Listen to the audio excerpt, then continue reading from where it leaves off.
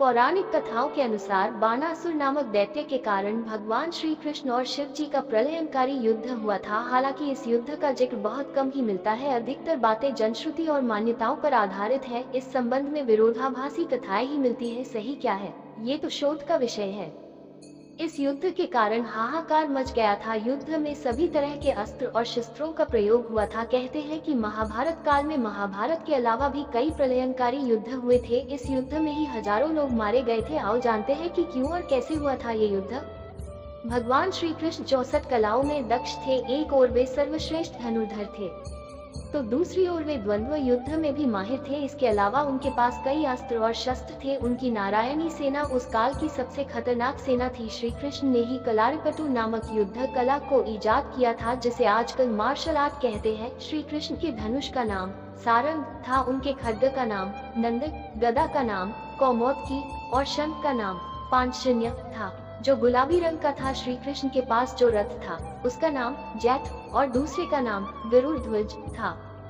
उनके सारथी का नाम दारुक था और उनके अश्वों का नाम शैव्य, सुग्रीव, मेघपुष्प और बलाहक था। युद्ध का कारण श्री कृष्ण से प्रद्युम्न और प्रद्युम्न से अनिरुद्ध का जन्म हुआ। प्रद्युम्न के पुत्र तथा कृष्ण के पौत्र अनिरुद्ध की पत्नी के रूप में उषा की ख्याति है।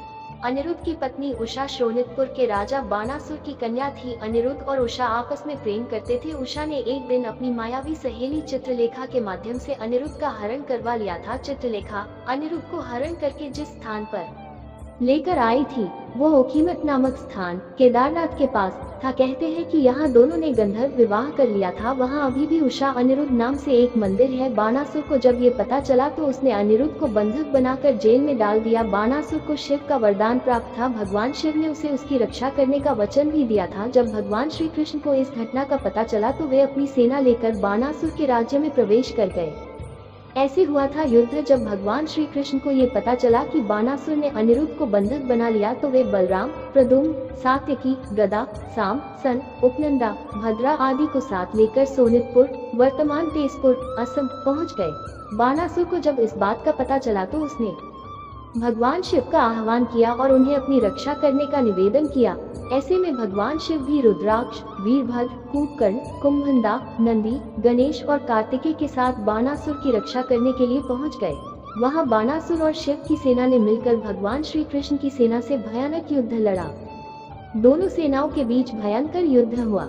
श्री कृष्ण ने बाणासुर के असंख्य सैनिकों को मार गिराया तो शिव जी ने भी कृष्ण की सेना का भारी नुकसान किया। बाद में शिव जी ने कृष्ण जी पर कई अस्त्र शस्त्र चलाए, लेकिन उससे उनका कुछ नहीं बिगड़ा और कृष्ण जी ने भी शिव जी पर कई अस्त्र शस्त्र चलाए, लेकिन वे सभी निष्फल हो गए। तब अंत में शिव जी ने भगवान कृष्ण पर पाशुपतास्त्र छोड़ दिया। इसके जवाब में श्री कृष्ण ने भी नारायणास्त्र छोड़ दिया। दोनों के अस्त्रों से भयंकर आग उत्पन्न हुई, लेकिन दोनों का कोई नुकसान नहीं हुआ।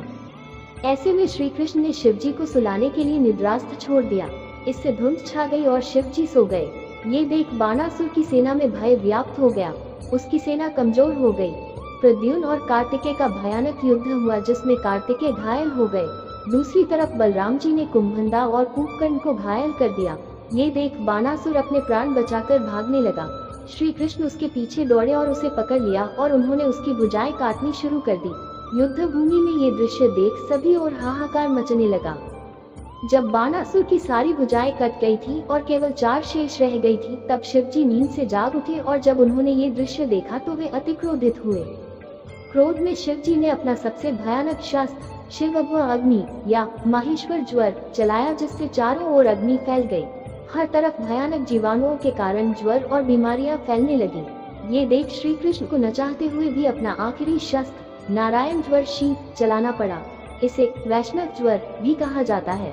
कहते हैं कि भगवान श्री कृष्ण के शस्त्र से ज्वर का तो नाश हो गया, किंतु अग्नि और शीत का जब बराबर मात्रा में विलय होता है तो संपूर्ण सृष्टि के प्राकृतिक वातावरण का नाश हो जाता है। सभी ओर हाहाकार मच गया। ये भयंकर दृश्य देखकर नारद मुनि सहित सभी देवी देवता, यक्ष, गंधर्व आदि ब्रह्मा जी से इस युद्ध को रोकने का निवेदन करते हैं, लेकिन ब्रह्मा जी इस युद्ध को रोकने में अपनी असमर्थता व्यक्त करते हैं। तब वे सभी मिलकर पराशक्ति देवी भगवती माँ दुर्गा की आराधना करते हैं। माँ दुर्गा प्रकट होकर दोनों पक्षों को शांत करती हैं।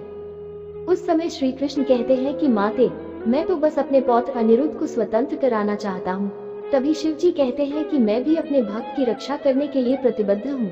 श्री कृष्ण कहते हैं कि मैं बाणासुर का वध नहीं करना चाहता, क्योंकि मैं बाणासुर के पूर्वज प्रहलाद को वरदान दिया था कि दैत्य वंश में उसके परिवार का कोई भी सदस्य मेरे अर्थात विष्णु के अवतार के हाथों नहीं मारा जाएगा। माँ भगवती की कृपा से श्री कृष्ण के ऐसे वचन सुनकर बाणासुर को बहुत आत्मग्लानि होती है और वो क्षमा मांगकर कहता है कि मेरे ही कारण ये युद्ध हुआ, इसके लिए मैं बहुत दुखी हूँ। बाद में बाणासुर उषा अनिरुद्ध का विवाह कर देता है। वैष्णव ग्रंथों में श्री कृष्ण तो शैव ग्रंथों में शिव जी की महिमा का वर्णन मिलता है। अंत में प्रचलित मान्यता अनुसार कृष्ण ने असम में बाणासुर और भगवान शिव से युद्ध के समय माहेश्वर ज्वर के विरुद्ध वैष्णव ज्वर का प्रयोग कर विश्व का प्रथम जीवाणु युद्ध लड़ा था। हालांकि यह शोध का विषय हो सकता है। इस पर शोध किए जाने की आवश्यकता है कि आखिर क्या वे जैविक अस्त्र शस्त्र थे